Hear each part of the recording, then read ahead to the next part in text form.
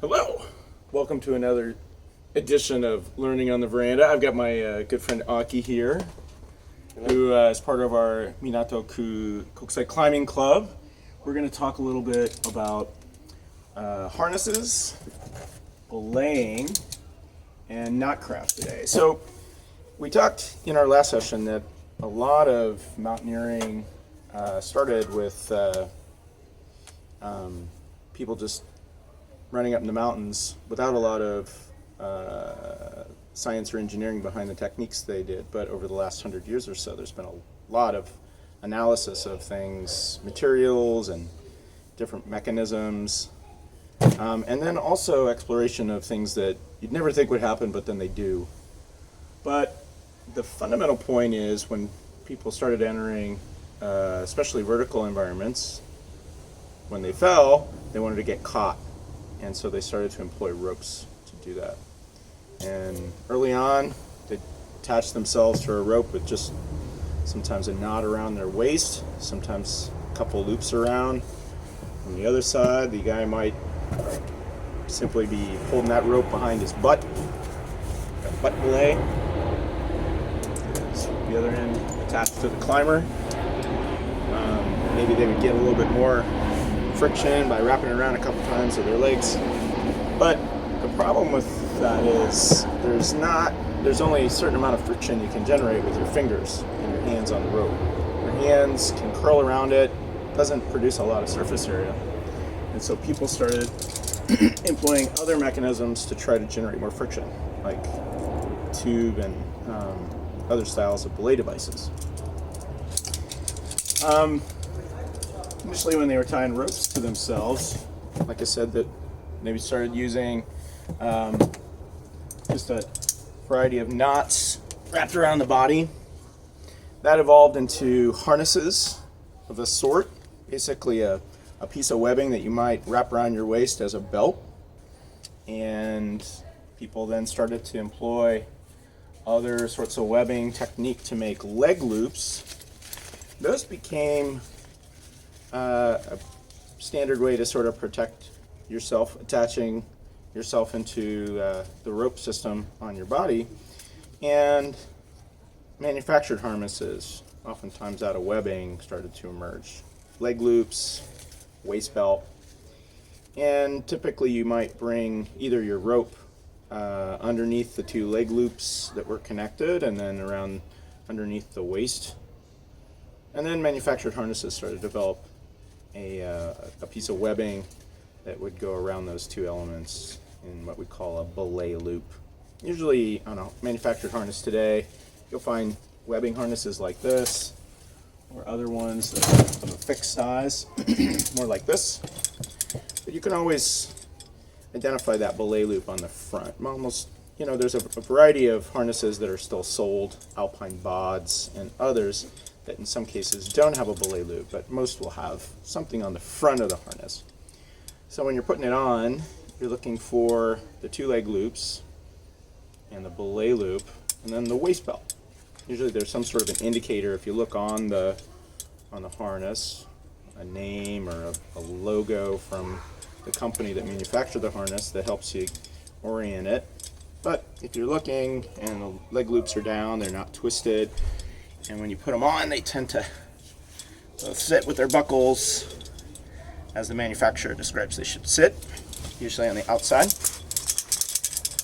You want to make sure that your clothing is on the inside of your harness, above your hips, and secured tightly. A lot of groups will say you shouldn't be able to get more than a few fingers inside of the loops. It should be fairly tight around your waist. Then usually there'll be a place to tuck in these. You want to keep that out of the way. So then when we attach the rope into our system, we've got something that's easy to put on. It's fast.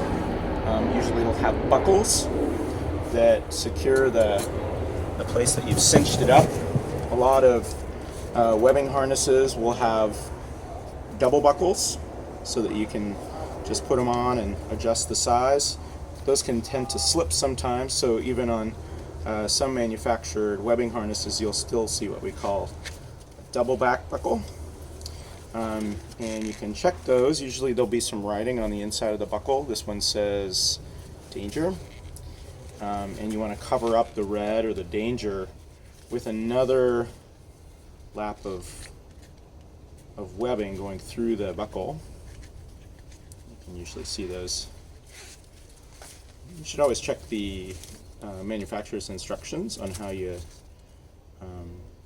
should correctly check your buckles.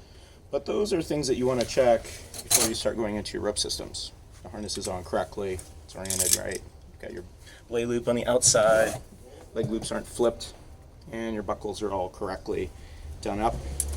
And then we talked about knots. For folks that were in Scouts, probably tied a bowline knot quite a lot. Bowlines are great. A lot of people use them even now for sport climbing because they're easy to undo. Usually you'll see them with a couple loops here rather than just one. But they're difficult to check and often they slip. And so a lot of times if you do tie them, you'll use some kind of a stopper knot on the end of the working end. And these are usually just a double fisherman, up and around and over. Now, that's great, but the fundamental point with any knot is that you should be able to tie it muscle memory without any sort of thinking.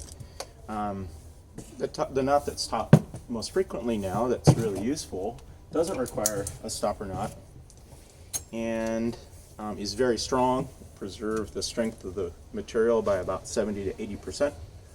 Call that a figure 8 knot.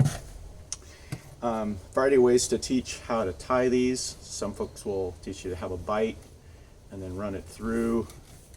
I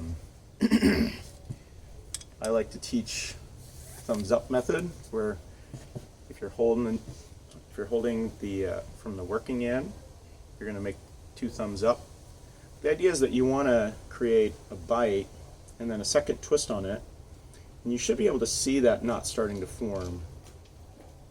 You're going to bring the working end on the inside of that bite, and so having it, in a position where you can see the knot form and then which side the working end needs to go in is helpful.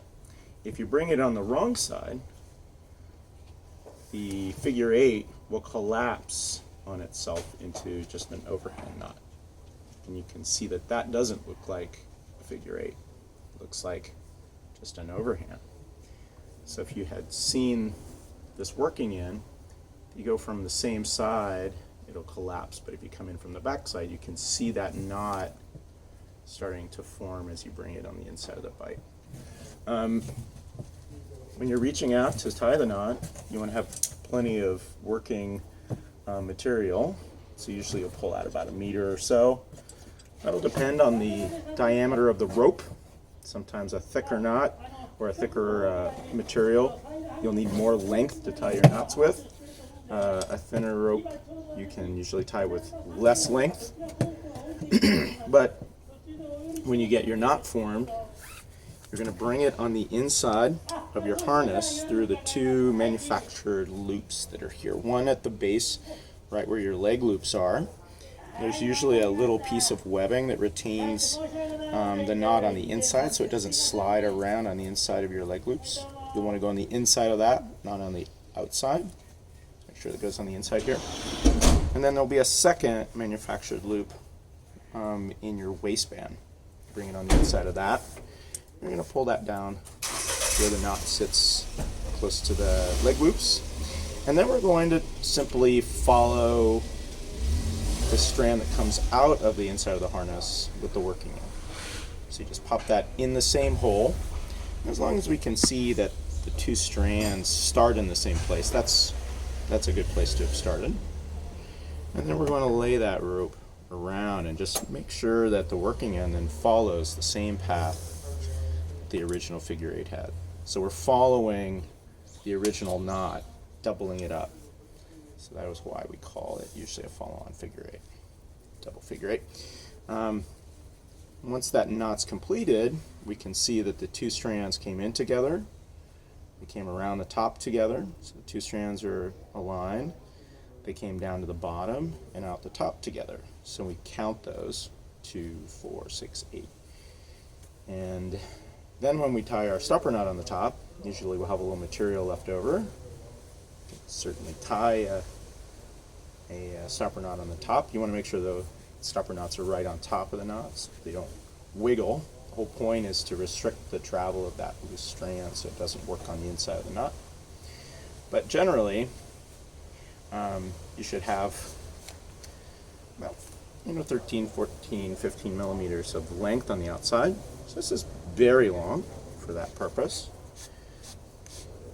But something like this is about the right length for the tail on your knot. Another thing is if the knot is too big, the loop on the inside of your harness, it can get caught on things. It doesn't affect the strength of the knot per se, but you don't want it too big. So about the size of your belay loop is the right size. You can always just work that extra material inside of the knot if you need to. And there's that extra material back inside your knot. And then when we're inside, you want to make sure you dress it up again. Sometimes you'll get a little twist here and there. You can work those free. Make sure they all sit on top of each other. And once you're finished with your tie-on, then you know that that rope is connected into your system correctly, safely. The next piece is, in a gym, you're usually going to have a top rope anchor that's already set, and the ropes will be down at the bottom for you. And then we have to think about what the belayer's technique is on the other side of this end. But we know that this knot doesn't change whether or not it's 3 feet off the ground or 30. And so we can start by building what we understand about the systems, and in our mind separate what we think of as things that are fearful or anxious or scary from the things that are actually dangerous. There's certainly things in climbing that are dangerous, and it's important to be able to separate out what's truly dangerous and how we can mitigate those sorts of problems from the things that are really just fear. So there's a difference fundamentally between what we can be scared of and what we can rightfully be concerned about that could be dangerous. We can mitigate those concerns.